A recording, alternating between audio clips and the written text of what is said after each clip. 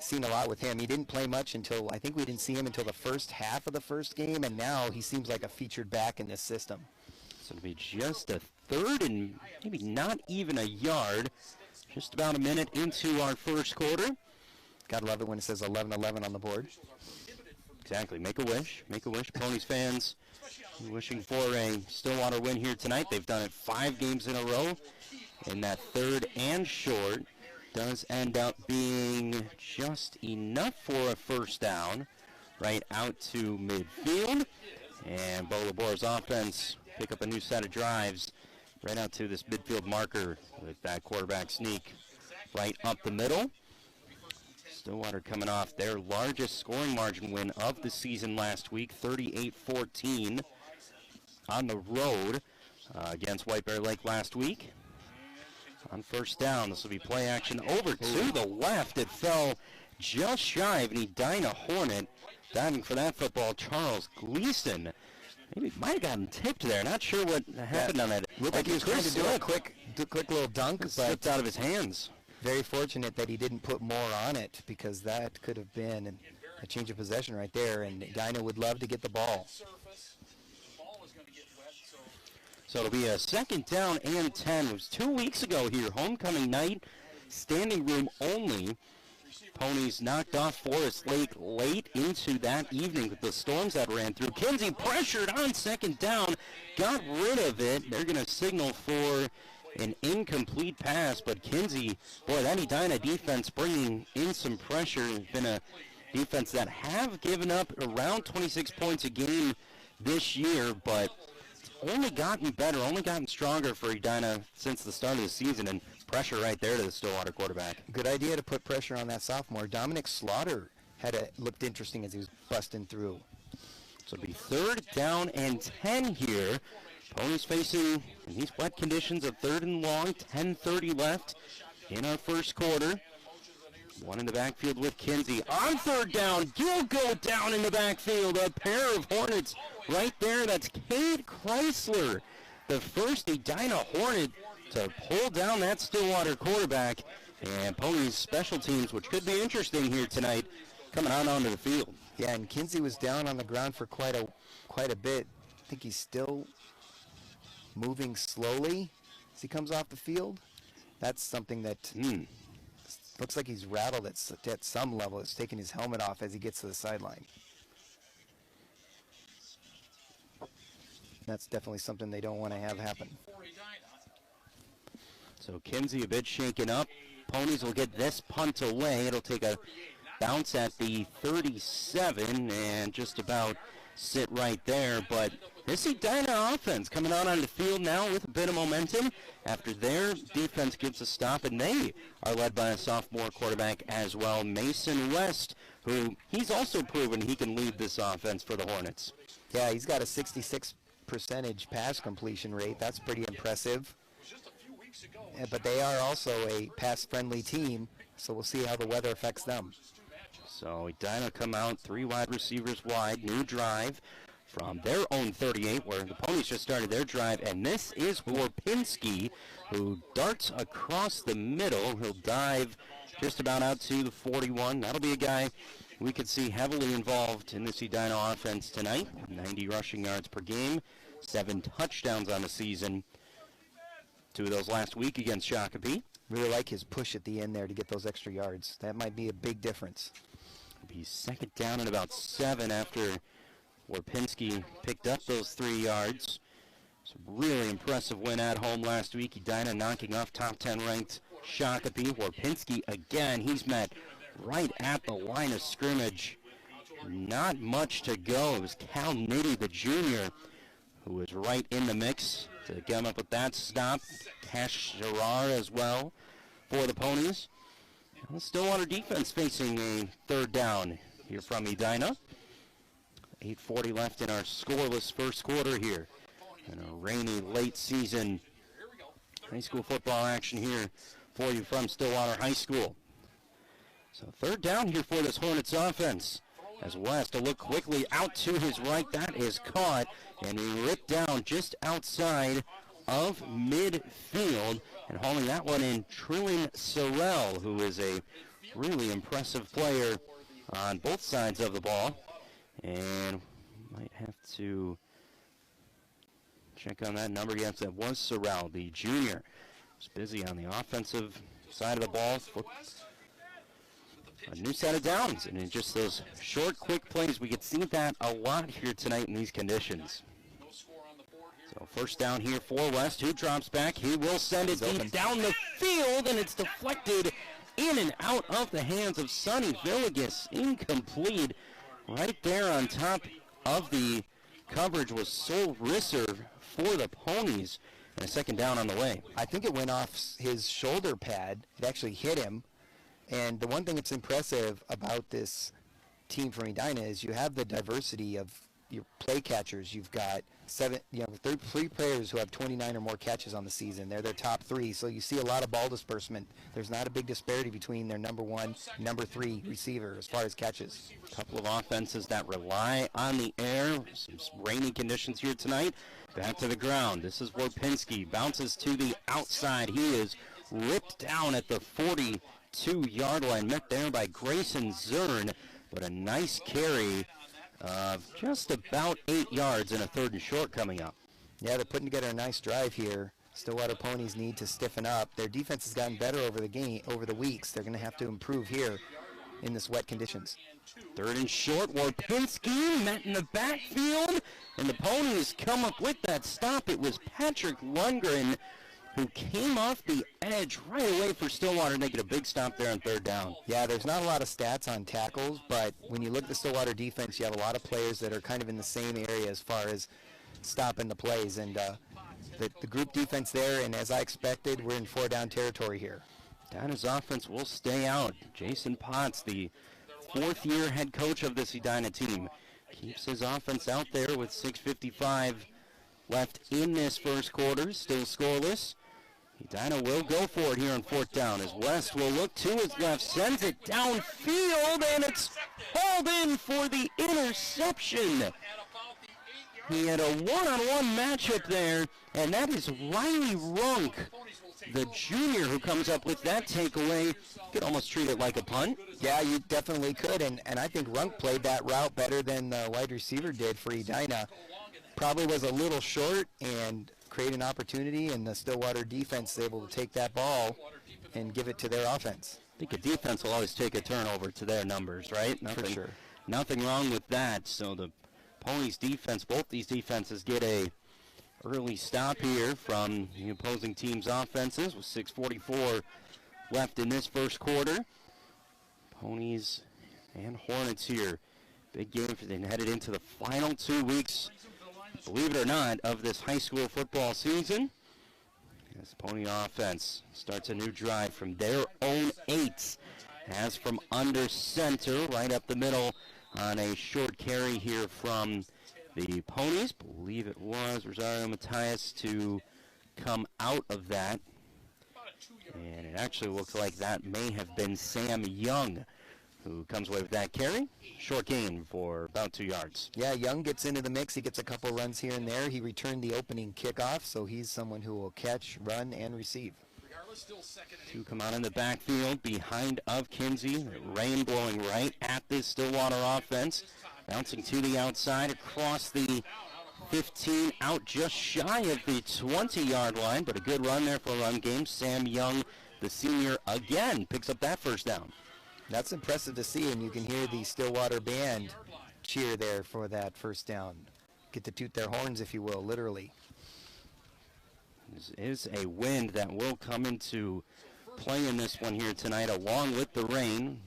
5:51 left. Ponies trying to put a long drive together deep in their own territory, and up the middle across the 25, lowering the shoulder just shy of that first down marker that time. Jackson Kramer, the other senior who we see featuring that backfield. Good pickup of 9. Yeah, and then Stillwater has to really like that. They're not really a run-heavy offense, but to have some success here early bodes really well for them.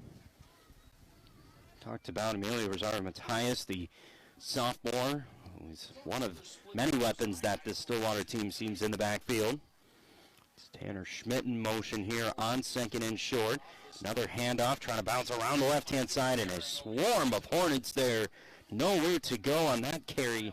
Charles Gleason, the first Edina Hornet, on top of that carry, and a loss of yards there. That's going to be the trick, I think, with these weather conditions, if they're especially when you're going into the wind. I think into the wind actually makes it a little bit easier for your offense, because when the wind's pushing the ball, that makes it harder to judge how far the ball is going to go. But the defenses know that this might be a run-first option, and that means they're primed for that, meaning it's going to be harder for both teams to be successful. 364 yards of passing in that win over White Bear Lake last week. Ponies led that one 24-7 at halftime. Another carry. Looks like it's going to be short. Not enough there for the Ponies on third down. And Bola Boer's offense now, something to think about here with a fourth and short. Boy, they're certainly looking out. It's amazing that they're still out there. They tried to do that fake pitch. Maybe they're thinking they'll try that again. I'm surprised to see this happening. And Kinsey looks back over to his sideline here. Boy, special teams are not going to be in favor here tonight with this kind of wind and rain. So this Pony offense is going to stay out there here. 3:53 left in this first quarter. They are taking their time here. Almost looks like it was frozen, like someone hit the pause button. Kinsey stays out there, sets up under center. Kinsey will keep it. We'll see where they mark him. He got a shove forward. He sure did. It'll depend on the spot, but it looked like enough for a Pony first down. I'm curious to see that again. Just wondering if we had some kind of brotherly shove action going on like the Philadelphia Eagles have made famous in the NFL. Here's just that. If you look here, you do have the players in the backfield pushing forward. Maybe that strategy has trickled its way down to the high school level. This is a very rare, significantly long discussion here. Yeah, and like I love the way you're observing that, because really that's the key, right? The rest of it doesn't matter. Where are they lining up the game board, right? So they're sending a signal right there. Because really all we see at the moment is the down markers on the previous play from when Stillwater threw that interception. And at the moment, the Edina offense is outstanding on top of. And have you ever worked the chain gang? It's not an easy job. It's very difficult, yep. And it's easy to move. The refs tell you when to move, and then they tell you not to move. I think most of the time those are volunteers at this level, and they've got a tough job on a night like this. I think you've done that before, right? I have. It was more stressful than I thought, and the key is to remember the communication is key, right? Just like in everything in life. But obviously, we haven't moved the chains yet. We still have players sitting down on this end. And Jason Potts' argument here could be a significant one if the officials. Now the chains move. Okay, so now they're headed back to where Edina had that turnover. If there was something that should have. Wow, okay, so maybe a first and 10. A Stillwater penalty declined? But that's what they just said. Interception stands. So here we go. After all that, Edinals will have the football on their own 8. 2:12 left on first down. Quick throw wide out caught. That's Villegas who connects on that pass from West. And Edina's offense moved quickly here. Yeah, and I think Stillwater's okay with a play like that. A guy open. It's not very deep. You're going to run clock. We'll have to see if we start seeing some timeouts being used here. Second down and 6. A 4-yard connection. Hornets offense worked quickly. 1:46 left in the second quarter. West, pump fakes, looks to his right, just throws it away. Incomplete. And Bola Boer, we checked for him right away, calling for maybe an intentional grounding. No laundry on the field at the moment. Third down on the way. Yeah, that was one of the most ambivalent passes out of bounds I've seen in a while. He just kind of flung it, had no interest in anything happening on that play. Thinking about field positioning here, if Stillwater's defense could force a stop here, the minute 40 to go, it could put their offense in a good position. High snap, West over the middle, finds Warpinski caught, going to be close to a first down. Now we do have a penalty marker on the field. It looks like Warpinski got the field. It's a holding on Edina. That'll bring that play back. Yeah, and that starts to really make you wonder what you're going to be able to pull off here. You got a minute 34 left in the half. It's a huge call, one of the biggest calls of this half. It certainly works to Stillwater's benefit. You might see them thinking about using their timeouts now. So the holding in the backfield called here on Edina is going to back up the Hornets offense instead of a John Warpinski first down. Edina's going to head back closer to their own goal line here. It's going to turn into a 3rd and long, a huge call. We have not seen many penalties in this first half. That was a big one with 1:34 left in this second quarter. Yeah, that is a big one. 3rd down and long here for the Edina offense after that big holding call. And now we get more penalty markers on the field. This might be, I think, an illegal motion. A false start. That's exactly it. I mean, it's not a 5-yard penalty at this point because they're so deep, but, man, it is starting to get closer and closer to that end zone. It's funny you think about that Edina turnover. They almost would have been better off not picking off that football field position-wise. Sure. And that could have been a part of that big discussion between the officials. 3rd down, West quickly out wide. That is caught. He stays inbounds. It's going to be close to a first down. Ponies defense keep him in play. They're going to pause the clock at 1:24, but a good pass by Mason West out of his own end zone. And now Stillwater will take a timeout. Probably strategically here, forcing them to punt. They're going to call that a fourth down. Happen. He basically caught that right about at the first down marker, but just shy of it. I guess if you're a player, you kind of want to get just beyond it if you can. He's just below it, and Stillwater defense can hold here. 1:22 left. This could really put them in a good position here. They've got a timeout left to use, I think. 2 left. Scoreboard indicates 2 for both teams. Yep, so 2 left and some time. If they can force a punt here, that could be a really big advantage. They get the ball in the second half. But they got the ball in the first half. They don't. They kick off in the second, so getting some points here could be real important.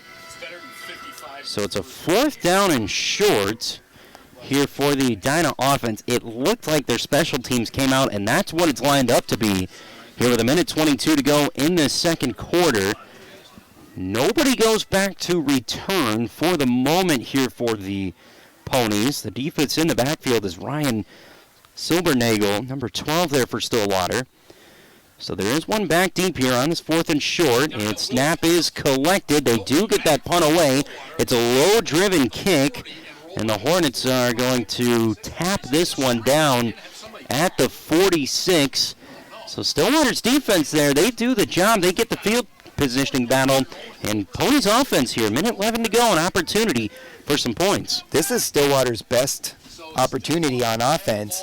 And throughout this game, Edina's continually, with the turnovers and everything, they've actually had the better field position. They haven't been able to do much with it other than one drive with Warpinski where they actually were deep. This is a chance for them to really turn this game around. 2 turnovers for both of these offenses in this first half.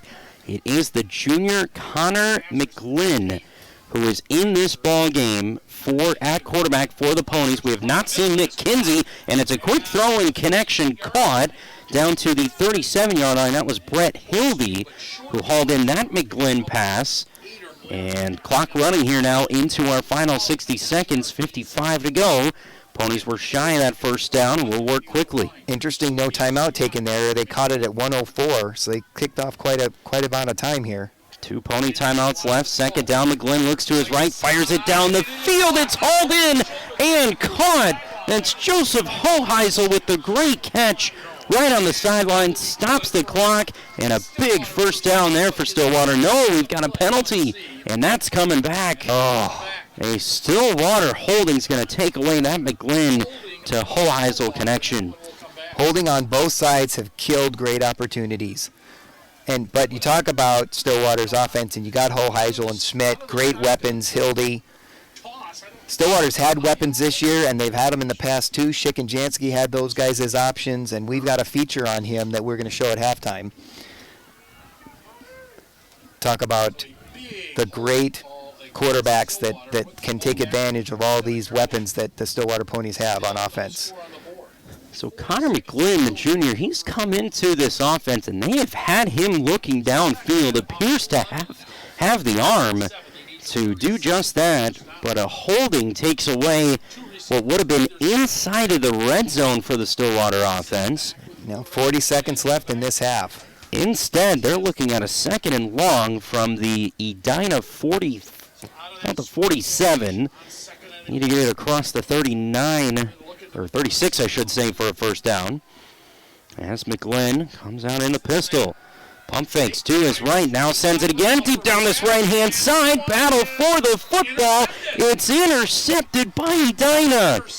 That's Liam Holmberg who comes down with the football for the Edina defense. And the shot downfield that time doesn't go Stillwater's way.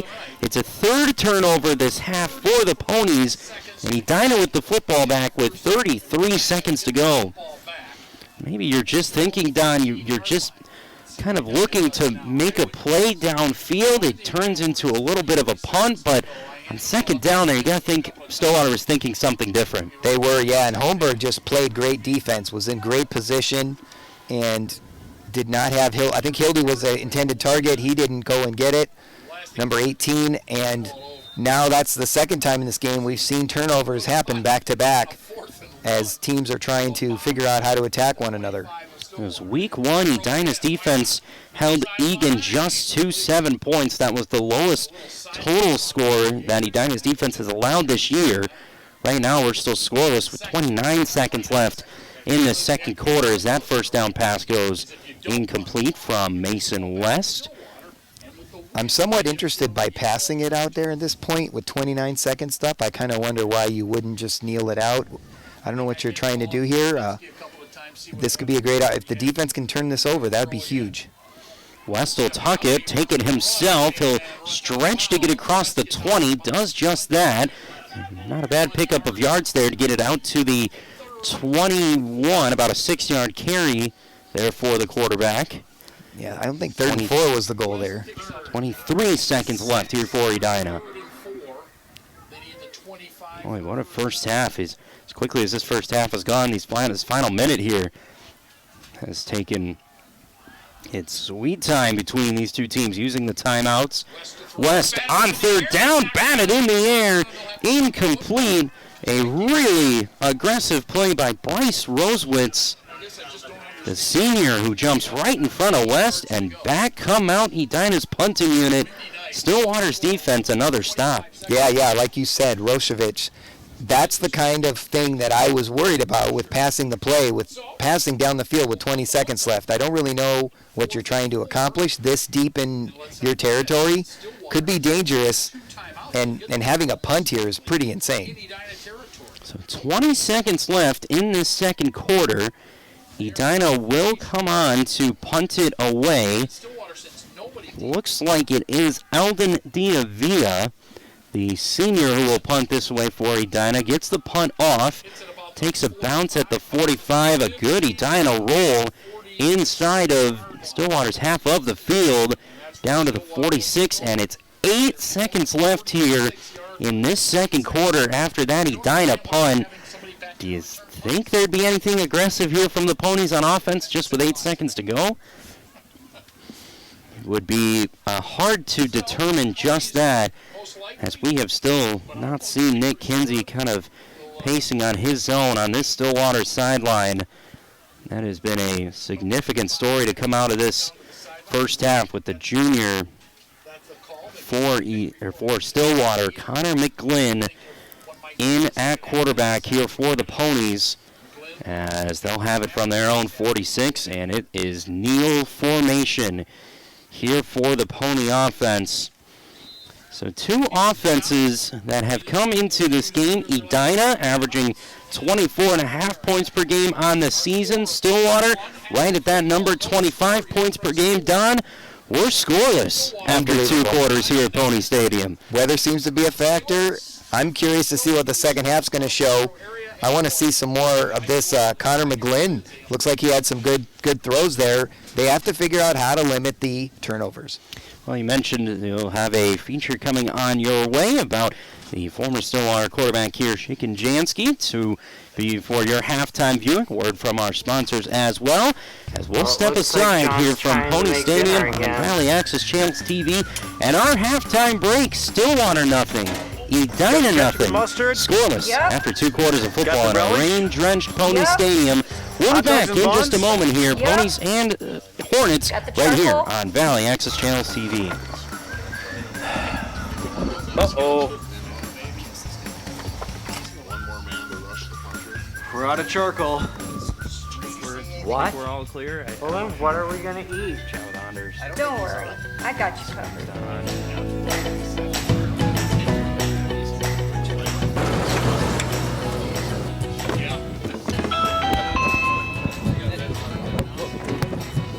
Hello. Wow, that was quick. Yep. Thank you very much. Thank you, have a good night. On that interception. Hey guys, Papa John's. Thanks. Oh, yummy. Okay, that's a huge field How'd you know? I always do. Yeah. Although Potts is not afraid, obviously, to throw the ball in any situation. Right. I understand. 20 seconds to go. That's what I was trying to, all you're doing is asking the defense to pick 6 you. In my mind, yeah. And you caught that. Kinsey got hurt, right? They don't have Kinsey in there anymore. So that's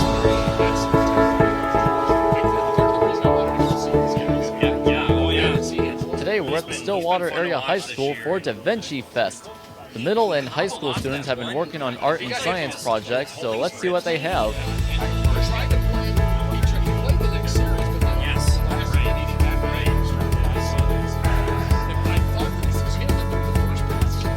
My project is called Wild Embers, based off a song we sang here in Belchante.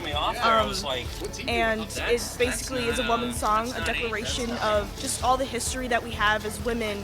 Nothing can stop women from progressing and getting the rights that they deserve. And finding that passion and determination is within my art piece. For my digital art, what inspired me was creators like The Odd Ones Out, Jane Animation, Alex Hirsch, essentially just digital animators. I can draw water. I've never drawn water before because I've always shied away from it because it's such a delicate element. And drawing that took 3.5 hours with the sketch and all, and I'm just really excited that I got to show the depth and the tranquility and the different elements of water and the shine. It's super cool. It's a painting of outer space, what I think it would look like to me. My sister spilled her paint on her painting that she was making, and then she was going to throw it away, and I thought that was a waste of paint. So I took the painting and turned it into something different myself.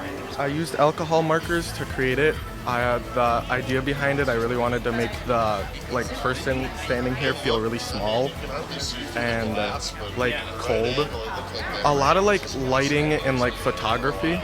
I really like the way shadows are cast in certain pictures I've seen, and I kind of wanted to recreate that within the piece. I learned a lot about perspective and placing people within perspective. So my painting here is with oil painting, and I try to describe what it feels like to have negative emotions. I will say, doing this piece in the past, this was my first time with oil painting, and before this, I was doing 5 different pieces, and I did not like them, and this was just me having straight anger at a piece. So the smudges on the side describe people's emotions, and it also describes my emotions in this piece. My inspiration was really my face in my mirror, and all the colors you're seeing is actually what my colors were portraying in my mirror. I'm a person who likes it to look centered, and this kind of got me out of my comfort zone because it's not totally how I wanted it. I actually tried to discard it at first, but I just kept it because it's imperfect, and I actually like this with this piece. So this painting, I wanted it to signify 2 different figures creating unity, coming together as one. And I wanted it to be my piece is called Mystic Lovers, and I wanted it to combine the difficulties in the world and the troubles in the world, but once you found your one person, everything is blocked out. Inspiration was actually based on me and my relationship. and what I've gone through, and I thought that this piece described it very well on how I use my materials. I discovered that charcoal smears pretty easily, and I discovered that abstract art is one of my favorite things now once I did an abstract piece. So this is called the Cube of Fate. Each side has a different meaning correlating to something that you might get on that roll. Reverse, chaos, time, normal, light, and insight. My dad is very much into H.P. Lovecraft and sort of that like horror genre of, oh, that's very cool and that's very his aesthetic, like, but I also want to incorporate my aesthetic, so like that colorfulness but still kind of creepy vibe if you look at it a certain way. I was watching a video and they were talking about like, oh, crayon's just for little kids. I'm like, no, it's not. I used crayon and it was one of my favorite sides. Like, you can use whatever medium you want. No one can stop you.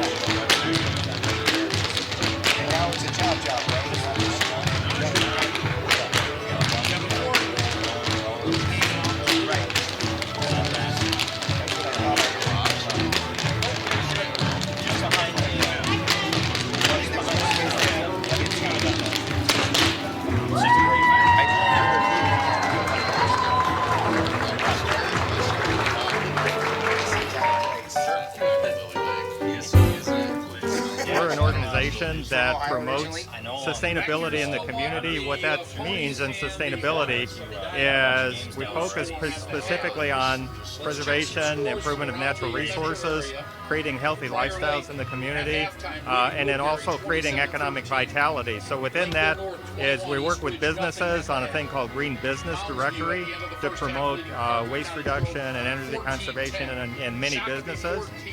We also have natural resource groups working on removing trash, adopted drain for storm drains, rain garden maintenance and things like that. So a lot of natural resources. We also have a healthy community part that basically works on things like transportation. So making our streets more livable, safer for pedestrians, safer for bicycling, improvements in bicycling capability around the city. But the biggest thing we're working on right now is really promoting an understanding about climate change and what climate change means to Stillwater and what Stillwater as a community needs to be doing to address climate change and positively affecting climate change in the future. And so we're here today really to reach out to residents of Stillwater, especially the younger generation now within this environment, to find how much they're interested in what's going on with climate change and what we can do in Stillwater to improve that and make Stillwater a better and livable city long term. Okay, we help to provide awareness for people that have disabilities. So this is Cameron and she has cerebral palsy, and this is Kathleen and she has epilepsy. And so this started to promote awareness to people who can't go on regular roller coasters, and so we wanted to show that it is possible for everybody to be able to do that. Today's plan is to show other amusement parks to make rides that are accessible to be able to provide their needs, and so it's very important to be able to do this.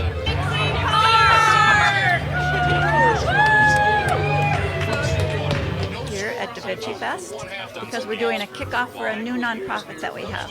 I've dreamed of a long time for a community center for our cities, and now we're able to start doing it. So this is our kickoff. We want to introduce people to the vision and just get their ideas. What would each of them like? What's their story about what they would put in a community center? School nurse for a long time when I worked with families, and it's a long ways to drive to take the children somewhere to swim or to play.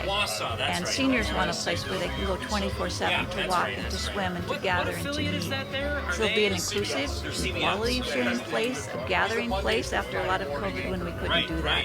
We haven't had that in our community. Doing well, still likes it up there? I signed up for Da Vinci Fest because I know Julie through my networking groups, and I think it's really a fun idea to show off different things that the community has. And I like the idea of having projects for the kids. So I do interviews of people's grandparents, and so today I'm actually doing interviews of the kids to send to their grandparents, and it's really just fun that it's interactive. Facebook or wherever. So we wanted to be able to talk about the opportunities that we provide within our organization, anything from counseling to credit counseling services to youth services that we do here within the schools and the communities. Actually, Family Means does at the Stillwater High School. We do have in-house wellness centers that we support, so it's important we have a firm belief in school-based mental health, so it's nice to be here as well. We're both board members, and we're part of the education team who goes around and will do what we can to support our mission of educating the public about the kingdom of fungi. More mushrooms in particular, but the kingdom of fungi in general. The kingdom of fungi is one of the largest kingdoms of all the plants, animals, etc. Mushrooms are everywhere. Fungi actually is very important to many of the things. We wouldn't have beer without fungi. Yeast, so there's molds, yeast, rust, etc. But mushrooms in particular are very important because they're a good food source, but they're also a wonderful educational opportunity because they are very photogenic. They're everywhere in the woods. Many people, because of COVID, finally rediscovered the woods, and it's very important to learn what you see when you're out there. And they're so varied. There's a lot of nutritional value in some of them. There's some deadly ones. There's psychedelic ones. There's a number of things to learn about mushrooms. They're also highly misunderstood by a lot of people. There's a lot of misconceptions about them. So it's really important that people are able to get some education about them, demystify them a little bit, help people understand what mushrooms are safe and some of the great assets about them. There are even ways that mushrooms can help the environment that are being used in places where they can clean the air. Right now, if there were no mushrooms, nothing would decompose in the forest properly. I mean, it's just they're an essential part of our planet. And Just got married and I winged it too. There you go. Yeah, It was funny. So. Yeah. Nothing wrong with that. All right, so we see if we're up. I just wouldn't be the type to write down Yeah, I can't. Had some bullet points. First thing I do is tell her to put the clothes back because it doesn't work to picture you in your underwear. It's still scary. Yeah, there you go. I like that.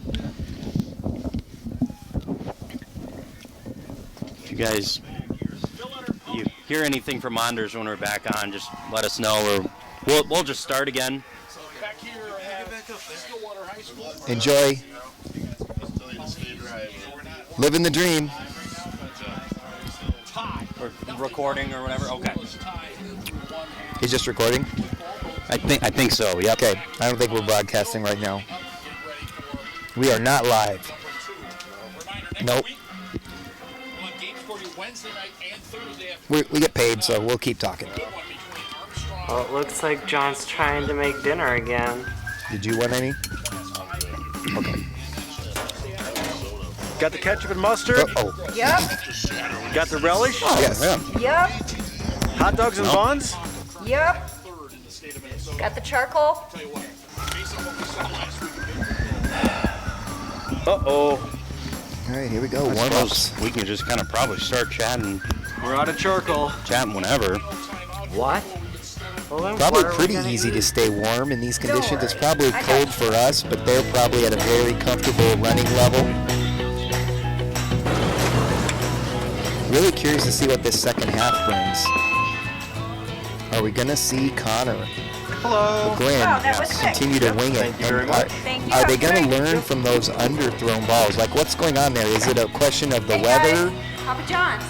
or what's going on there? Oh, yummy. Well, to go against what you said earlier, don't say, well, we talked about it at the break. It's like Well, we did talk about it at the break, as we have seen a change here at quarterback for Stillwater. And you think about Sam Young, you think about Rosario Matias, Jackson Kramer is even a name we've seen in that backfield. We saw McGlynn kind of force the ball downfield. Is that a direction this Pony offense goes to in the second half?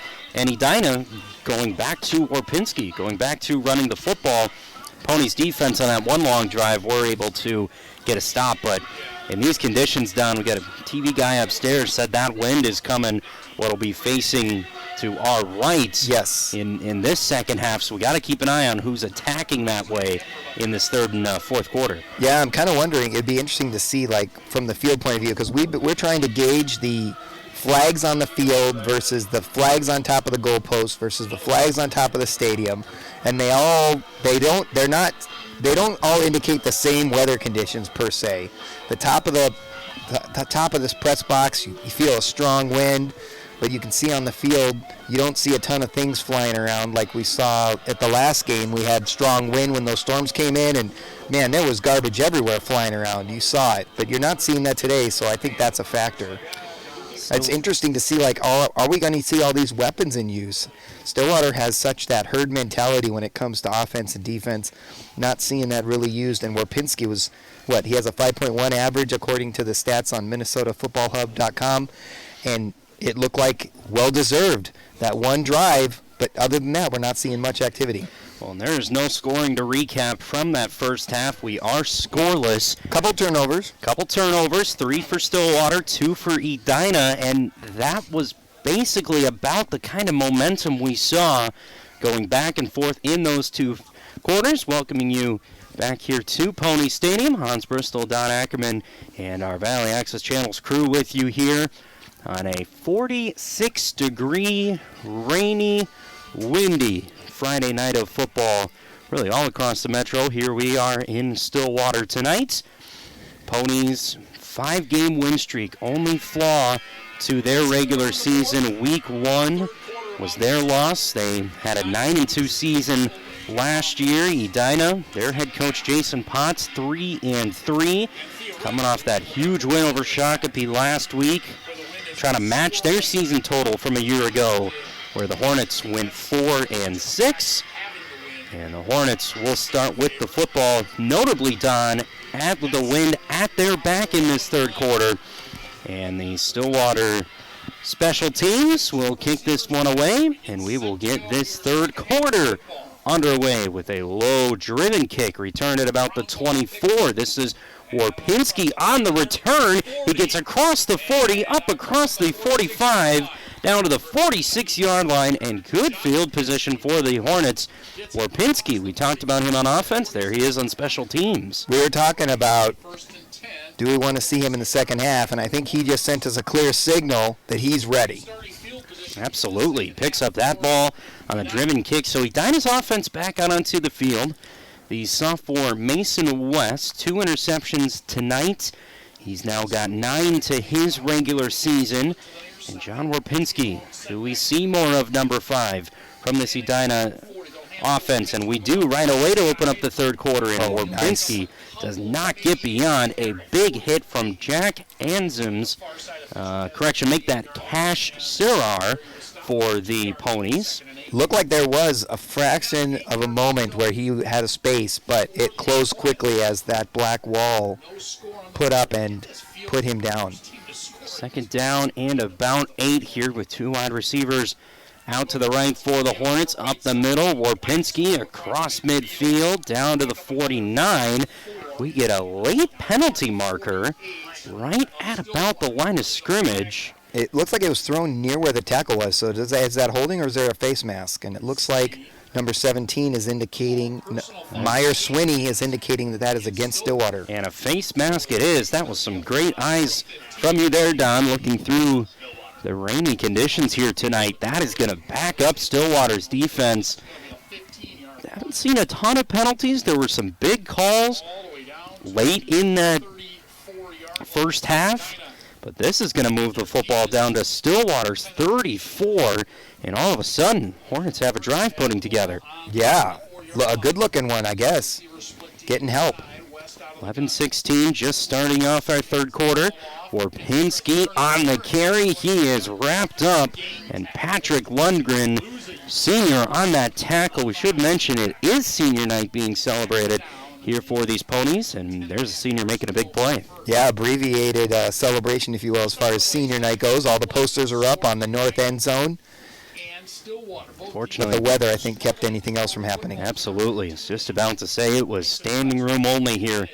Homecoming night, as that game got ran away by some storms. On second down, West hitting the backfield, fires it downfield, and it's caught by Sonny Villegas on a 35-yard score for the Hornets. And it's going to be a 6-0 lead for Edina with 10:36 left in this third quarter. West was hit as the ball went out, but he flung that down the field, and Sonny Villegas went out and got it, and that is what needs to happen for someone to score. That's the same kind of thing Stillwater wants to do, and Edina takes advantage of that penalty. So the first offensive drive of this second half for the Hornets, Mason West, touchdown throw number 11 on the season. The extra point from William Gremmels is good, and the Edina Hornets have themselves a 7-0 lead to open up this third quarter here at Pony Stadium. Yeah, and people that are scoreboard watching are probably doing a double take. Edina's been a team that connection that Mason West has continued, similar to Nick Kinsey, who is unfortunately we have not seen return to this game for the Ponies. But Mason West, a guy, a sophomore that I think Jason Potts and this Edina team are hoping to continue to see some throws like that. And Sonny Villegas, one of his dangerous targets, the senior, hauls in that touchdown catch. That is Villegas' 5th touchdown catch of the season. He had one last week against Shakopee. even had a touchdown pass in that win over Prior Lake. Yeah, and we were noticing Shakopee got knocked out of the top 10 thanks to Edina, and Stillwater's number 7. They were number 8. Could they do it on back-to-back weeks? Because we counted up in total for Edina. Stillwater would be the 4th top 10 ranked team that they have played on their schedule in what has been a tough schedule. But this Edina team have continued to show resilience. And here, open up this third quarter with our first points of the game with a Mason West to Sonny Villegas touchdown pass.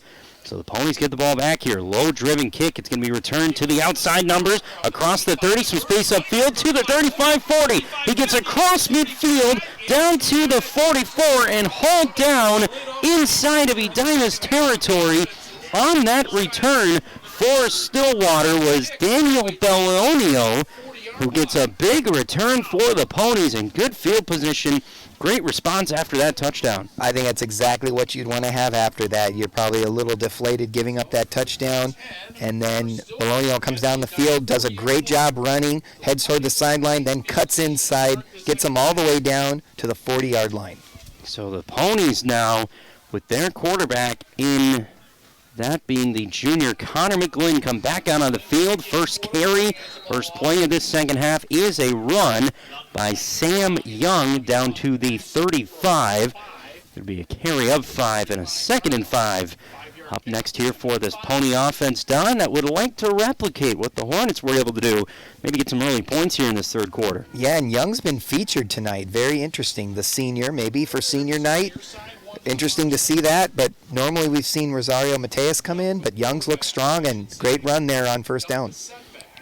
Quarterback Nick Kinsey came out of this game in that second quarter. We have not seen Kinsey come back into this game, and McClynn's going to hold on to the football, gets away from some Hornets in the backfield, and may have enough for a first down. He does. Boy, McGlynn avoided a couple white jerseys trying to swarm him in that backfield. I was wondering why he didn't try to throw that ball away, because it surely looked like he was sacked. He stayed upright and, of course, used the ever-valuable spin move. Works in so many sports. In football, it works right there, and he drives up and converts a first down. All the way down to the Edina 29. New set of downs for the Ponies. Down by 7 here, early third quarter. Handoff here to Sam Young. Bounces outside, cuts back in, and is dragged down all the way down to the 17-yard line. A big run there for Sam Young, a game of 12, and another new set of downs in this Ponies offense. Now all of a sudden has something cooking. It's so amazing to see Young come out the burst like that. I think in the first game that I covered with Valley Access, he was trying to get it, but wasn't really showing that burst. We saw it out of number 26, but tonight it is Sam Young's night, and he's showing power. 1st and 10 inside of the Edina red zone. Not somewhere Stillwater has been much as McGlynn looks to his left, fires toward the end zone. That's out of the reach of an outstretching Tanner Schmidt. There was one Edina Hornet in coverage, but it goes out of play. 2nd and 10. Was well covered, too. That was kind of throwing it up to your receiver. That's showing confidence, basically, because that was not an open play. It was just a go make it, and he was not able to get that within the inbounds. Senior year, that was Cade Chrysler, who was in coverage on that last throw. 2nd down and 10. One goes in motion. That's Brett Hildy from left to right, and a false start is going to back up the Ponies, make it a 2nd and long. Yeah, 8:47 in the quarter. They're probably in range here. I'm guessing it's 4-down territory at this point with this weather, so I don't know if the yards affect much. See what happens here as it's 2nd and long. Head coach Bo Labor not going to be pleased with those penalties. How about Bo Labor? 23-5 total record since the start of the 2021 season. Shows you the kind of success that Labor has been building into Stillwater football. 2nd down, quick throw outright. Ooh, dangerous there as one Hornet was lurking in that area. That was Charles Gleason, who was looking to turn that the other way for 6. It falls shy, and now a 3rd down and long. Yeah, Gleason was making more for a break on the ball than Hildy, which I think as an offensive player I'd be concerned. Hey, run toward that ball, go get it. I get you're running toward a spot, but go get the ball, please. It's 3rd and long. 3rd down and 15 here from The Edina 22, 8:42 left here, third quarter. 7-point Edina lead, just getting on the board in this third quarter. Play action. McGlynn dumps it off here to Young. Young looking for blockers upfield. Does not have much. He's hauled down at the 16. Kellen Chaperin, the first Edina Hornet there to slow down Sam Young. And a fourth down inside the red zone on the way for the Ponies. To me, that looked like a let's get half of it on third down, and we'll get the second half on fourth.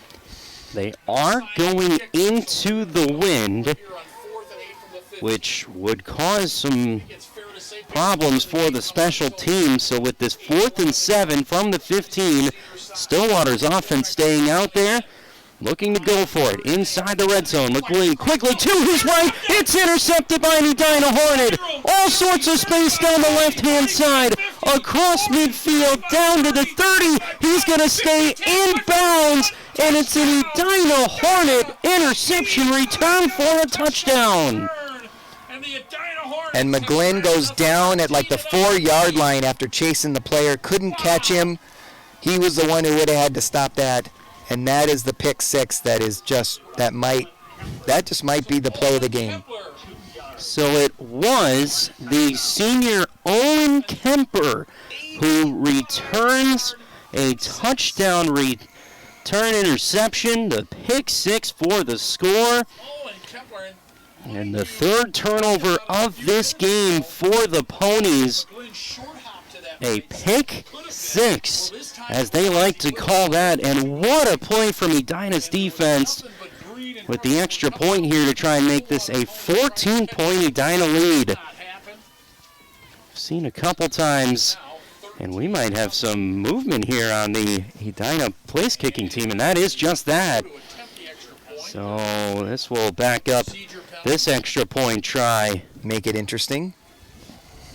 The extra point taker is Edina's William Gremmels, a sophomore. And on the hold is Alden Diavia, the senior. So to make it a 14-point lead, it is up through the uprights, and it is good as Gremmels went down there for a second on that extra point try. So with 7:48 to go, McGlynn comes into this game at quarterback, misses a read on what was Owen Kemper, the senior, who, by the way, his second interception of this year, has the biggest play tonight, and it's a 2-score lead for the Hornets. Threw that into double coverage, too, on that play. Just, I don't know what to say. There's probably a lot of fans shaking their heads looking at that, and Edina has to be super excited after beating Shakopee. They are up big in this game, 14-0. Talked about it a little bit, but it's felt like this program under Jason Potts has really taken some positive strides, as Edina, of course, in what was formerly the Lake Conference, always such a tough schedule. But you just feel right now, if not the fans, the Stillwater offense too, got put in that position deep down the field, the conditions being how they are here tonight. Quarterback trying to make a play who just came into this game, and unfortunately it ends up going the other way, and Edina get the points. It's pretty amazing too, because we were seeing the Stillwater defense get stronger every week. You know, they gave up 35, then 25, then 20, then 17, then 14. Now they're back to 14, and the defense was getting better, and the offense just has not been able to click tonight, and it shows on the scoreboard. Well, what a play by the senior for Edina. Kickoff back away. Ponies get the ball back down now by 14, cutting inside and wrapped up on that return. Daniel Bellonio, who the last time they had a return got it up the field. And now the Stillwater offense comes back out on the field here. 7:43 to go. They're looking to have a good drive that they put together. Had some big plays brewing, but all it takes is a defensive play like that, and now backs up against the wall a little bit here. Yeah, and on fourth down, too, where I saw that they were trying to get half of it on third, half of it on fourth. They just have to find a way to not throw those balls up. We've seen so many interceptions tonight, 6 total, I believe, and that has kept the score low, but in this case, one of them was converted, the first time that one's been converted into a score. Owen Kemper with maybe the best defensive play of this season for Edina's defense. back out onto the field, and it's back to Connor McGlynn, who hands the ball off. This carry gets around the right end, and it's just out to the 20. It'll just be a 2-yard gain. And So tonight, oddly enough, Young has been the workhorse, and Rosario Mateus has not had the same burst of energy that we've seen previous. Looks like that is Rosario Mateus, who had that last carry. He's out there again now for the Ponies on 2nd down and 8 with Stillwater trailing by 14. This was a scoreless game at halftime. Said it earlier, this is the 4th top 10 ranked team this Hornet team has seen all season long. Right now, 14-point lead in this third quarter. Stillwater's backup quarterback, the junior Connor McGlynn, in charge of this offense, and hands it off to his running back, Rosario Mateus, again after about a 4-yard gain, looking at 3rd and 6. Yeah, and early on, I think we saw Stillwater willing to risk it this deep. I wonder if that's still true, or more so true, with a 14-point deficit. Hornets with a 14-point lead. Ponies offense looking for some life right now with a 3rd down and 4 on the way, with 4 wide receivers out wide. One goes in motion right to left. On a 3rd down, it's back to handing the ball off. It's up the middle. Edina's defensive front strong. Maybe a ball carrier still moving. Still moving. He got up to, I think he's a yard short now. 29, about where that they got that ball to, and it's going to look to be a 4th down here with 5:56 left in this third quarter. Maybe less than a yard, and now we've seen Stillwater's offense go back to the ground game. And it looks like Stillwater's offense is going to stay out there here, facing a 4th and short with 5:40 to go in this third quarter. Keep an eye on Jackson Kramer on this play. 5:30 left. 2 in the backfield on 4th down and short. Ponies looking for some kind of spark. This is handed off. It's up the middle, and they do get the first down. Ball popped down very late. They're going to say he was down. First down nonetheless for the Ponies. Looks like he was popping up to get up, and the ball came out. So Stillwater do pick up that first down. It was out to the 36, a huge pickup for the Stillwater offense. 5:16 left in this third quarter. Go back to the ground game, and this time the ball comes out. It was fumbled, and Edina's got it, and I think that one's going to stay a fumble, and another turnover for this Pony offense. And Edina's defense come up with the football, and we'll get it back inside the 30. I think that's his first fumble of the season. And after he fumbled late on the previous play, that's just amazing to see. Working hard to get yards, but this puts Edina in great position. 5:08 in the third. They can come down here, take a 21-0 lead. No one anticipated that. That is turnover number 5, if my counting has been correct, in this one for this Ponies offense. And all of a sudden, up 14 here, Edina's offense goes back to work, and Warpinski on the first carry. He gets met by a host of Ponies just outside to the 25-26-yard line. And a 14-point deficit here in that third quarter. I think if you ask any coach right now kind of where this game has gone awry for the Ponies, I think they'd point at those turnovers. Yeah, after seeing Stillwater be able to run the ball effectively, I'm sure Edina would love to put that together. They could run this clock and run this game out and take home the victory. Nick Kinsey has been out of this game, the starting quarterback, since the second quarter, as Edina looked for a shot downfield.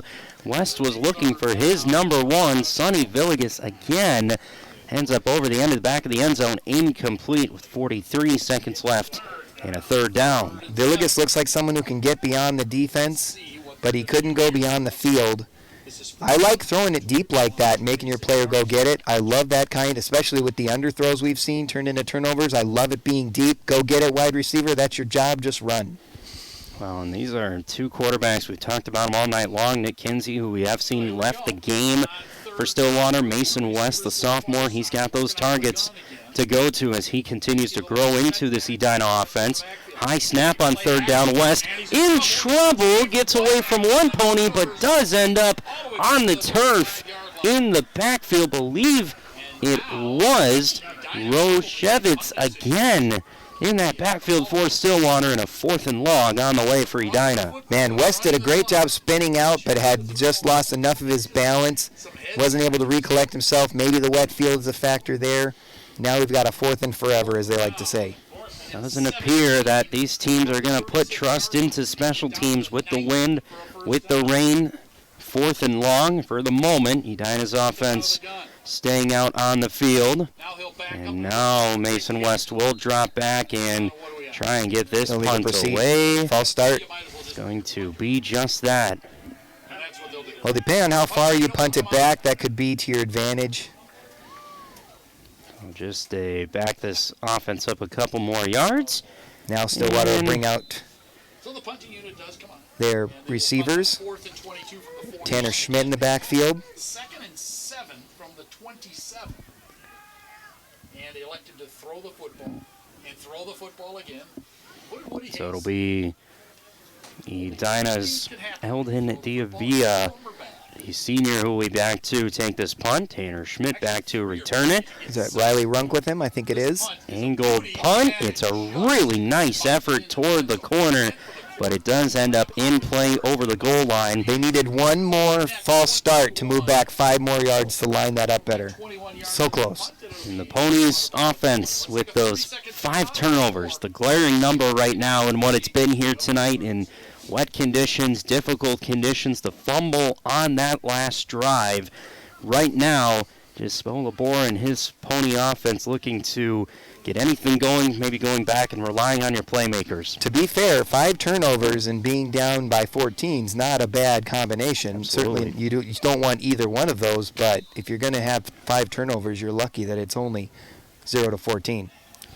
1st and 10 for the Stillwater offense, opening a new drive on their own 20 with the quarterback, junior Connor McGlynn. Ends up out there with Rosario Matias with one in motion on 1st down. It will be McGlynn will look to his right, finds Rosario Matias, and there is nowhere to go beyond the line of scrimmage. It's going to be a loss of yards. It's going to back them up about 4, is wrapped up in the backfield. This Edina defense, Kellen Chaperon, the senior right in the middle.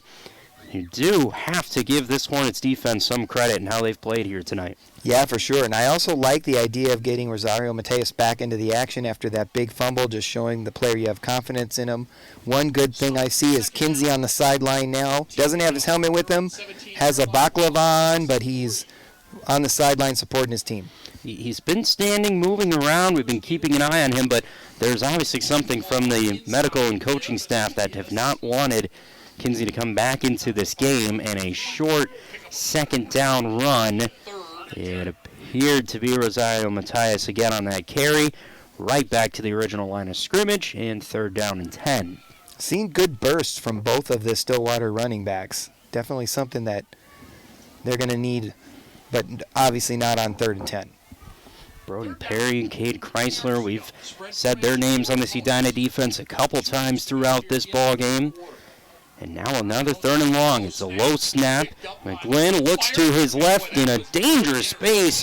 He was looking for Tanner Schmidt. Boy, there was a trio of Hornets, Kellen Chaperon being one of them, who I believe got that hand in and knocked that pass away for a 4th down. Boy, one thing's for sure, McGlynn is not shy on confidence. He's going to still try to thread the needle there. Love the energy that he has, but man, they need to find him some open receivers. Well, in a situation where your starting quarterback ends up out of your offense and they can throw off rhythm, throw off game plans. Punting unit on for Stillwater. Minute 54 left in this 3rd quarter with Edina up by 14.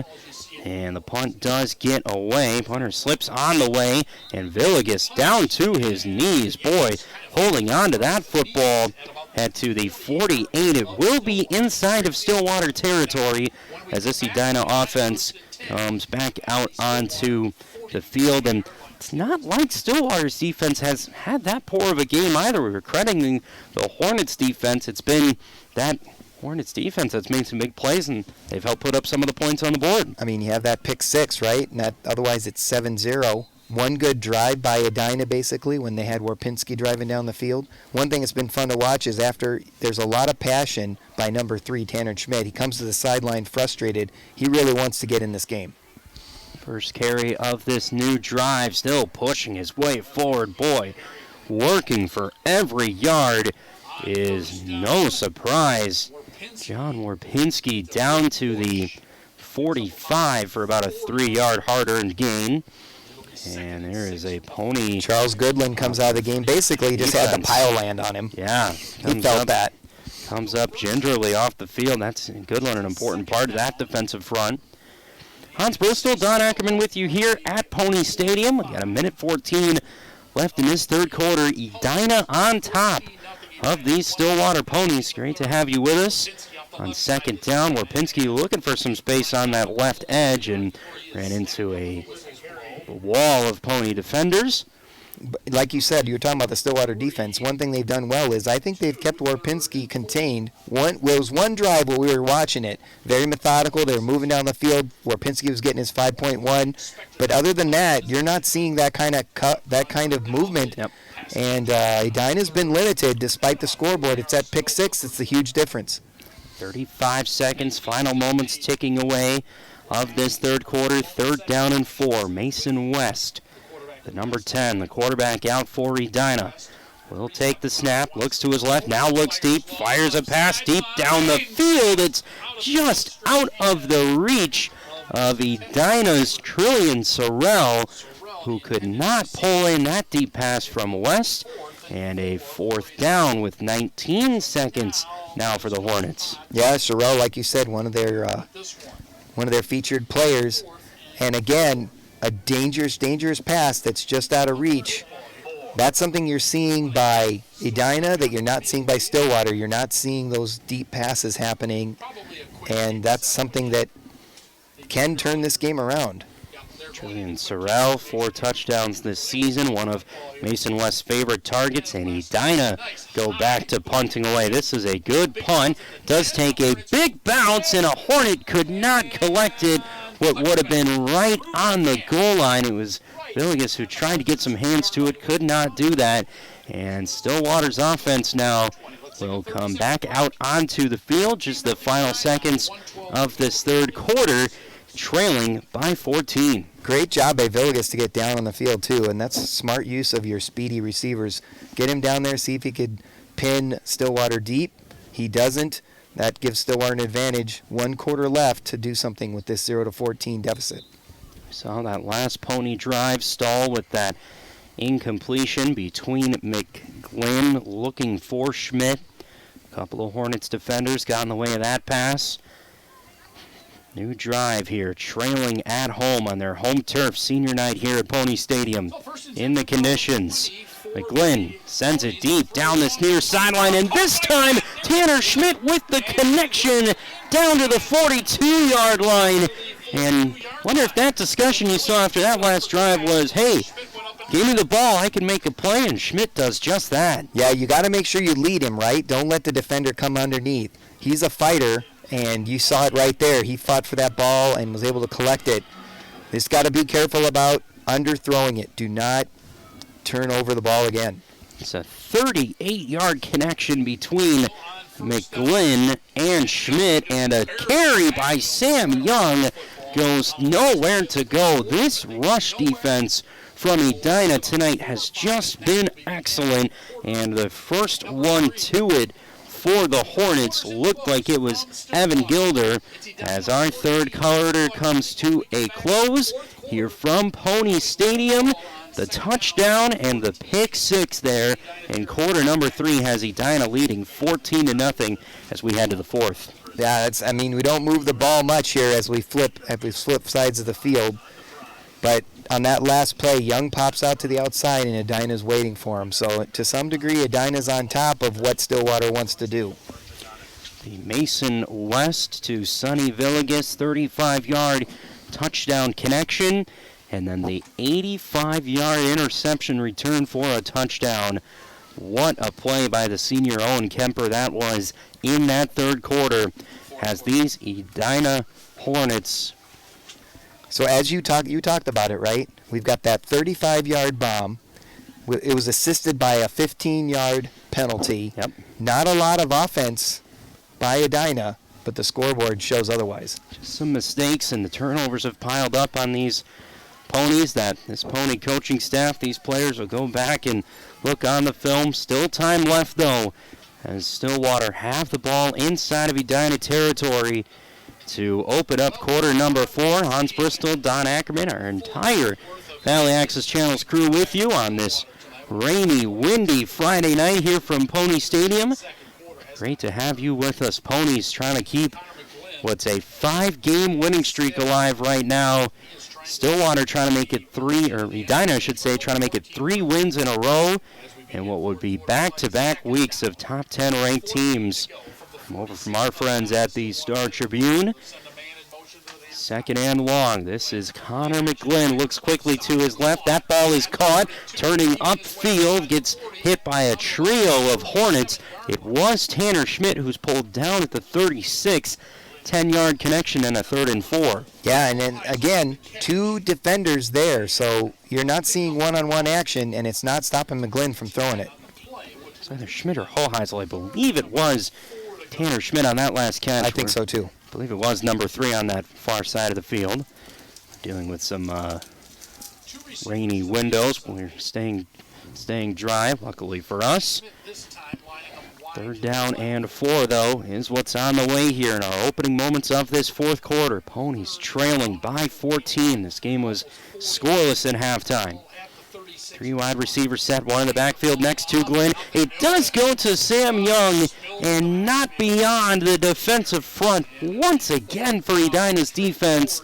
And a 4th down on the way for the Ponies. I think this whole game we've seen 4th down mean nothing. It hasn't been as significant. And now we've got one heck of a play that's going to be needed here by Stillwater. But I think you're looking at the time of the game when they want to do this. They want to convert this 4th down. 4th and 4.5, 5 yards. It's a lot to ask. Jason Potts' Edina Hornet defense have been all over that run game from Stillwater in this one. 4th down and 3. Ponies go back to the run game, and once again, Edina's defense is going to come up with a stop. Owen Kemper, who had that pick 6 earlier in this one, was the first one to get to that Pony in the backfield. Edina's defense stifling, and the Hornets get the ball back. The Hornets defense have limited, shrunk down the offensive game plan. Of course, it's an unfortunate injury to Kinsey has forced McGlynn into this game. But right now, pitching shutout here with 10:24 to go. Still lots of time left. Edina right back to it. The football right back with a run to Warpinski, who gets out of the backfield. Boy, he just drives his feet. What looked like was going to be a tackle for a loss turns into a 7-yard carry. Yeah, he kept the play alive, fighting for it. And that kind of fight gets converted into a long play. That's exactly what Edina needs. They do not need to have a setback. They don't need 2nd and 3rd and long. They get a 2nd and shorter, and you wonder if Warpinski can be put into like bulldozer mode and just drive down the field. Just a week ago, Stillwater coming off a 38-14 on the road against their rival White Bear Lake. Ponies will wrap up their regular season next week against Park Cottage Grove. Still lots of time left in this one as it's more from Warpinski down to the 44. Well across that first down marker, and a 13-yard gain for yet another Edina first down with 9:34 left in this quarter. Yeah, one thing that's been for sure is that the student section's been quieter than we usually have at a Stillwater game. This game just hasn't really come together for Stillwater, and for Edina, maybe this is when it starts to gel for them. They had a great 3rd quarter. If they have a good 4th quarter, they'll take the win. Edina now down inside of Stillwater territory, up by 14, 9:09 left here. Quarter number 4. Guess who? Warpinski again. This time, the Ponies meet him right at the line of scrimmage. And it looked like it was Joe Fredkove, the senior, there on the stop. One of the stars on that defense. And this is a second and long. Let's see if second and long, third and long, that's where Stillwater wants to be, and Edina does not want to be in that situation. Final home game of the regular season for Stillwater. 8:40 left in this fourth quarter. Edina with the win at home last week. They will have Hopkins to wrap up their regular season on the shortened week Wednesday night next week. Warpinski bounces to the outside, holds on to that football. Is swarmed up by a bunch of ponies, and I saw Warpinski get hit there. How big would a turnover be right now for this Stillwater defense? Forced a few in that first half. Edina, no second half turnovers. Yeah, now it's third and longer, and like you said, Warpinski was held up. The key there is not to turn the ball over. Hard to say it's 4 down territory at this point, but maybe it is. Stillwater needs to hold one more if they want to get back into this game. Third and long for Edina, down at Stillwater's 45. 7:45 left in this fourth quarter. West looks to his left on third down. That evades all sorts of bodies. Incomplete. Was looking at Sorrell and Villegas on that left-hand side. Thankfully for Mason West, that ball falls without any black jerseys jumping on top of that one. And now fourth and long situation. Yeah, number 12, Ryan Silvernagel was the person trying to get that ball. And this is the case where we have a punt team coming up, and no, we don't. Right now down from the 45, they line up in the offense. We have seen Mason West take some punts. Now we have Riley Runk backing up. West does get this punt off, takes a bounce at the 24, and sits right about there and into the wind. Considering those conditions, going to be just fine with that on special teams. Absolutely, and one thing that you'll really notice today is that they haven't had players near the ball when it bounced. There was a turnover happening a couple games ago where it went off one of the Stillwater players. Ever since then, everybody's staying clear of it. Almost like pandemic protocol when that ball's kicked. No one's near it, no one's touching it, no one wants anything to do with it because they've had a turnover like that. It seems to me that that coaching moment has pulled through weeks later. And the slick football here tonight. Ponies have already had their struggles turning over the football. That is not something they're going to be looking to give any kind of further opportunity to. And once again, Edina just shutting down this Stillwater run game. Maybe a yard given there is second down. I'm wondering when we're going to see some maybe slants or some screens, just something to get the ball moving because the running game for both sides, the defenses have really been stout. How dangerous is the word. Have Hoheisel and Schmidt been on those types of plays we've seen all season long, Don? And I think we have two players moving at the same time, and we're going to back up. Edina loves that. It's going to make it second and longer. I think that's a great point you make on just kind of where this game plan has shifted to. A lot of that could be with Nick Kinsey, who's coming out of this game. Kinsey, this season for Stillwater, 16 touchdowns, 2 interceptions, coming off a 346-yard passing yard performance last week, and right on cue, once again, down the field. What a catch by Joe Hoheisel, who hauls that in right at midfield on that connection with McGlynn. Yeah, Liam Holberg, who's had a pick tonight, he was trying to line it up, but Hoheisel was driving for it and went beyond him, and that ball went between the two defenders, basically, and great first down. Talk about trusting McGlynn's arm. There have been some shots taken down the field. Now McGlynn looks over to his left. That's a shorter pass. Boy, that caught a window right to a Pony receiver, and there is Schmidt on that catch. Wow, that is a bullet into a small window of Hornet defenders. Well, not just that, but that was well telegraphed, right? We saw McGlynn look to the left and click, click, click. The clock was moving, and luckily for McGlynn, the Edina defender wasn't able to jump that ball and take another one down the field. 6 minutes to go here, fourth quarter. Stillwater down 14. McGlynn rolls out right, throws, caught, turning upfield. This is Hoheisel away from all sorts of Edina defenders. down to the 26. It'll be a connection of 17 and a great effort by Joe Hoheisel. Hoheisel is so strong as a receiver, and you see it there. You see him, his size and power as he moves down the field. And I really like rolling out McGlynn as well. That changes the angles for the defenders, and we've had so many interceptions. Changing that perspective can really matter. 5:50 to go here in this fourth quarter. Stillwater, once again, we've seen this from the Ponies where they've been able to put drives together. We must have had a flag declined. I saw a flag down on the field. The referee picked it up. Oh, that's a good point. Going further down the field. Never mind. They're moving the chains. So Edina penalty pushes the Stillwater offense down to the 21 here for the Ponies. With a first down and 10 on the way, 5:36 left in this quarter. Quick throw out wide, caught, turning downfield, shy of the 15.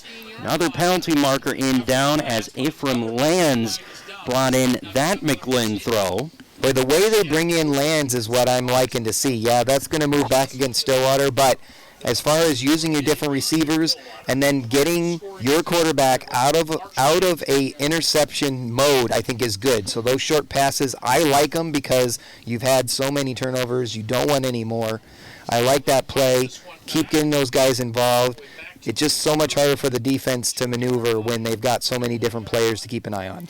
I think no matter how this one finishes tonight, you got to give Connor McGlynn a lot of credit for how he has filled into this football game after we saw Kinsey leave the game, and late in that second quarter, he has made some throws, made some connections.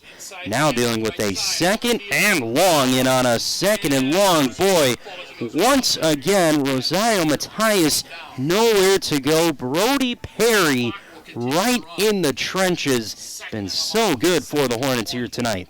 Did a good job dragging him forward, but Edina did a good job stopping that play. Got to really wonder what Stillwater's scheming here. 5 minutes left. They need to score. Under 5 minutes to go, as Don just said. 4:50 to be exact, as the Ponies line up for what should be a third down. They got it marked as a second down. It is a throw over the middle, caught by Hoheisel, down to about the 13-yard line. I must have been counting wrong, thought that was a third down. It's a long connection on second down. And Hoheisel's inside of the 15.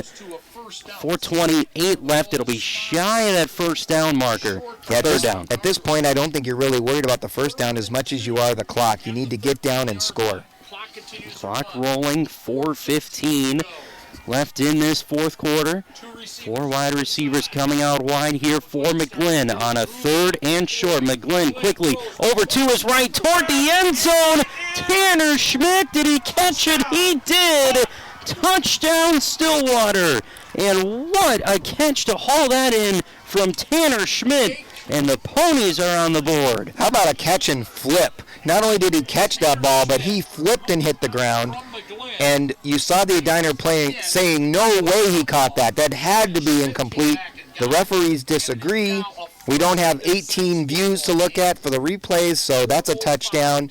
And now with just over 4 minutes left, Stillwater can cut this lead in half. Touchdown number 7 on the season for Schmidt. Touchdown throw number 1 for the junior Connor McGlynn, who has come into this game with Kinsey going out. They've got the weapons. They've been utilizing him. And that 14-point Edina lead cut in half with 4:05 to go in this fourth quarter. Wake up the Stillwater band. Wake up the student section. We have a game left here. Finally some life for Stillwater. And Edina, they're going to get the ball here. 4 minutes left. If they can put something together, they can own this game. Got that win behind them. Maybe that gives this Stillwater offense and those coordinators confidence more in their junior. But Tanner Schmidt, he's been so consistent this year to go up and catch that football. He's coming off a touchdown and 120 yards of receiving last week against White Bear Lake. That was Schmidt's season high. His 7th touchdown on the year. He's averaging just over 80 yards in receiving per game for this Pony offense, and no bigger time than that one with their first points of this game coming with 4:05 left in this fourth quarter. So 4:05 to go.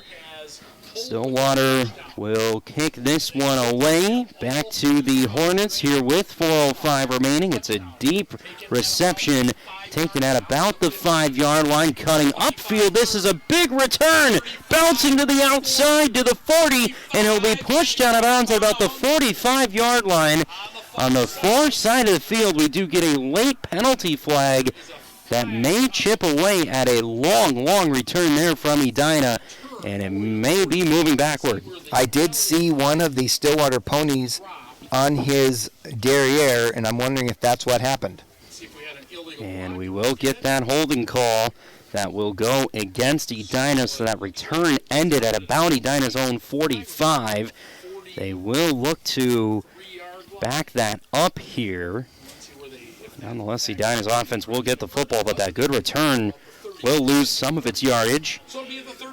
And now it's, for Pony fans, an eyes to your defense. Can you come up with a stop, maybe even a big play here late in this fourth quarter? And Edina wants to see if they can get Warpinski back into the flow and drive this game. 3:54 to go in this fourth quarter. West a bit of trouble on that snap.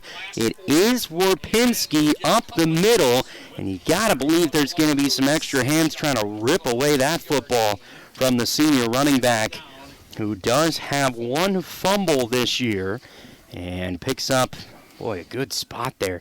Going to give him close to 3 yards on that carry. That's kind of what they want. If they can get 3 yards per carry, it's 4-down territory. They can just drive down the field. Warpinski's 5.1 is certainly in danger as the Stillwater defense has held him in check. Actually, going to call it about 2. That will lead to a 2nd down and 8 here for Edina.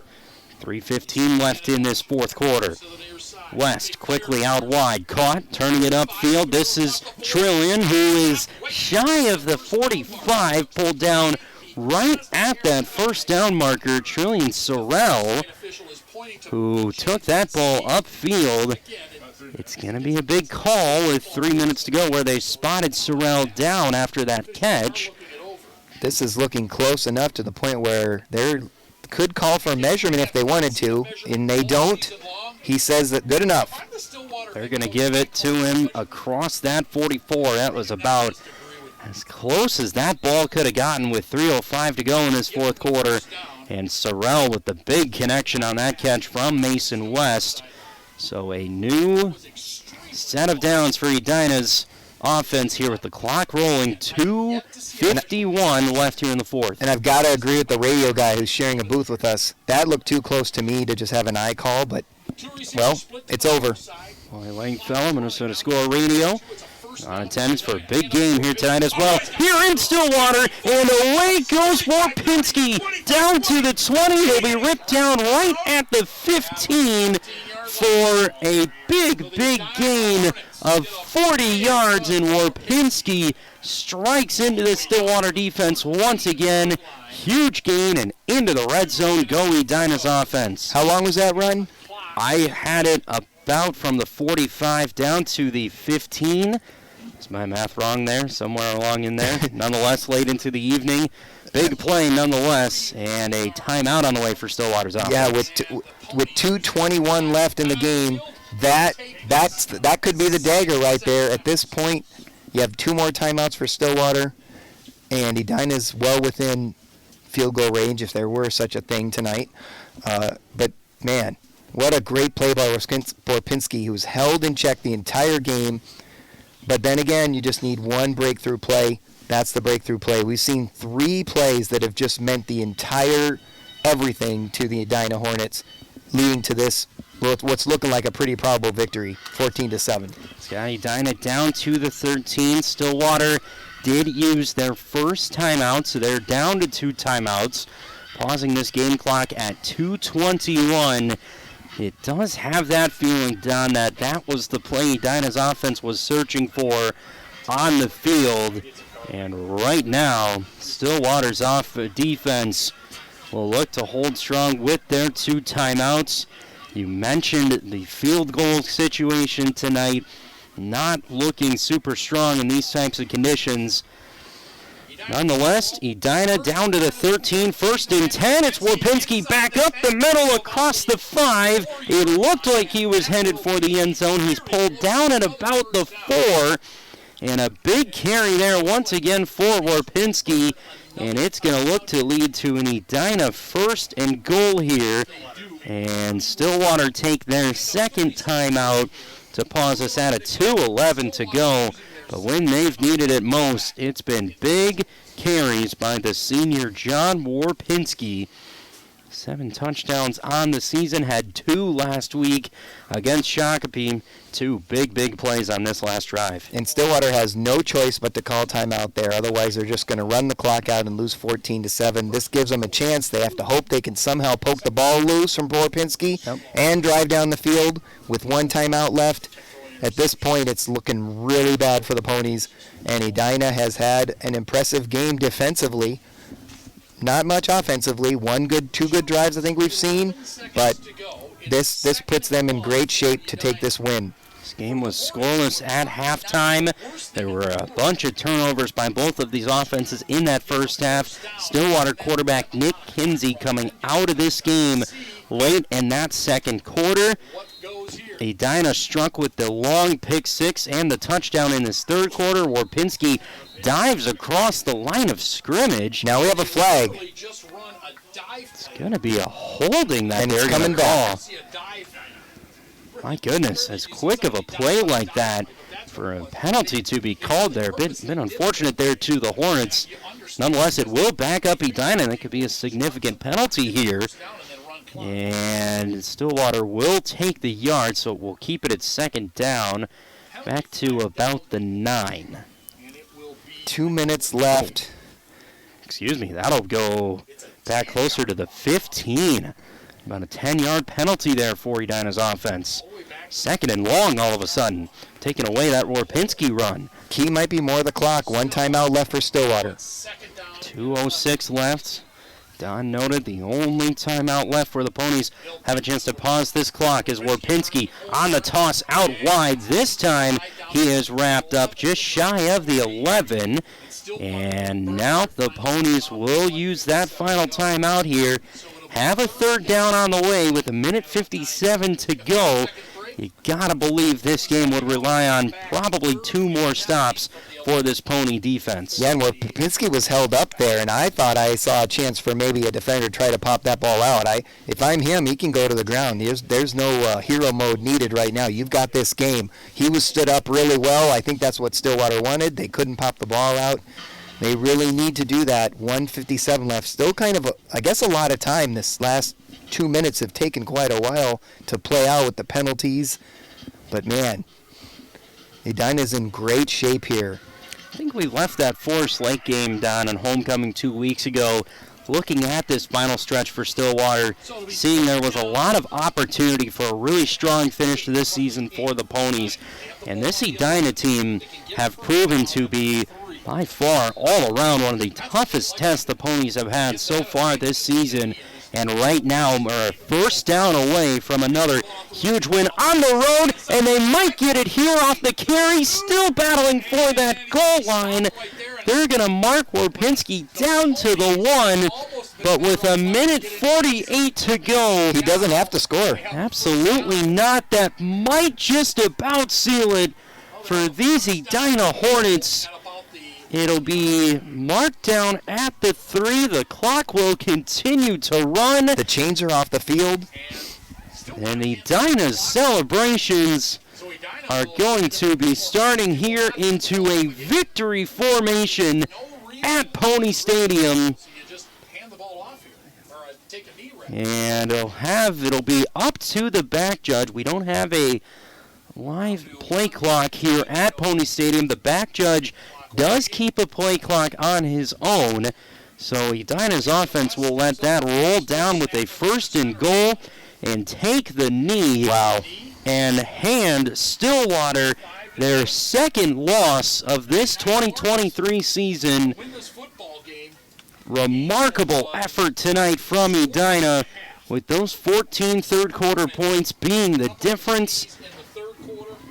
And And Edina's offense here will watch these final 45 seconds. What a win for Jason Potts in his 4th year as a head coach.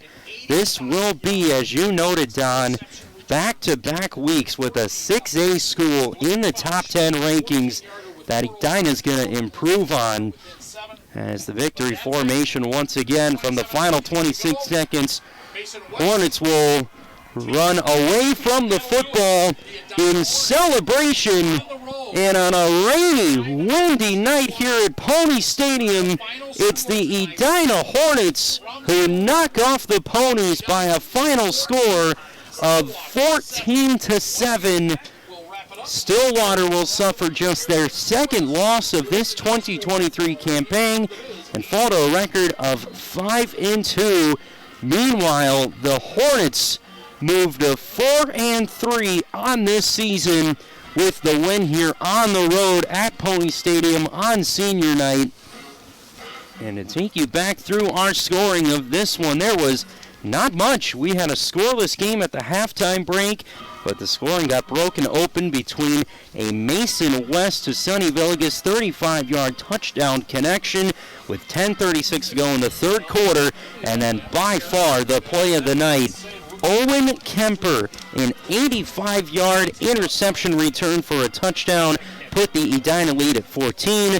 Ponies got a late response with Connor McGlynn, his touchdown pass to Tanner Schmidt.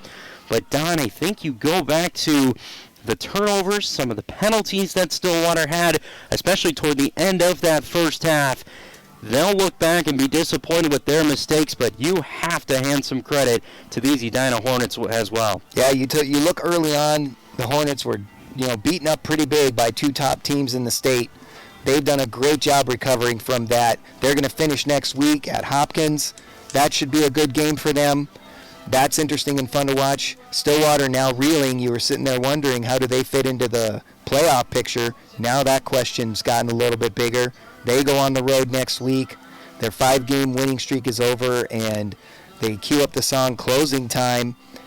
And this game might be closing time for the Stillwater season with Kinsey out.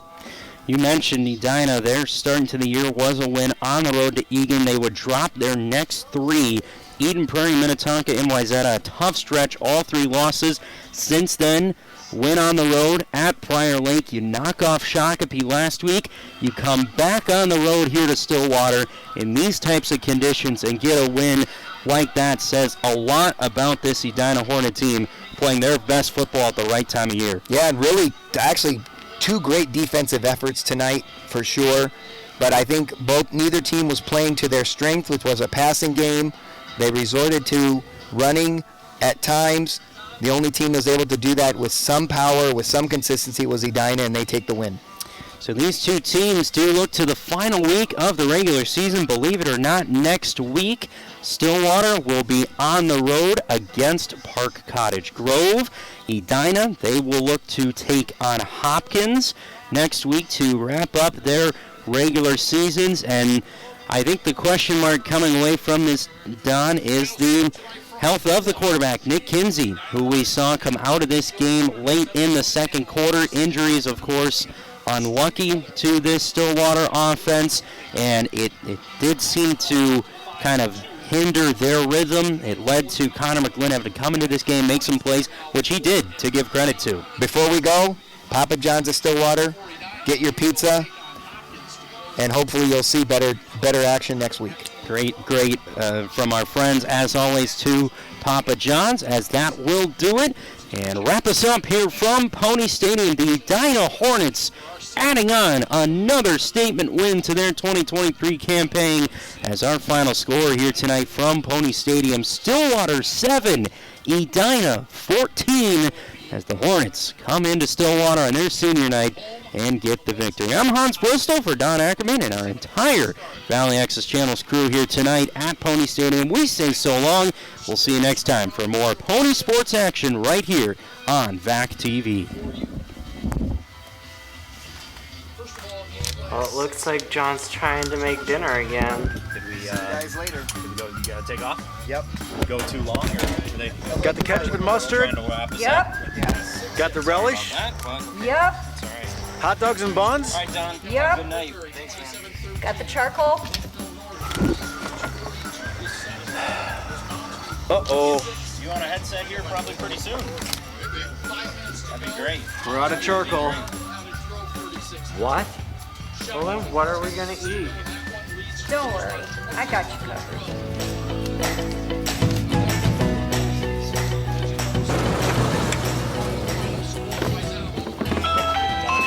I thought he meant like keep going. I was like, okay. Hello. Wow, that was quick. Yep. Thank you very much. Thank you. Have a good night. You too. They're away. Yep, they're away. Hey guys, Papa John's. Thank don't. Oh, yummy. And a lot of the hockey we only do just with that setup we have here. How'd you know? I always do. Generally jump out to these guys the way they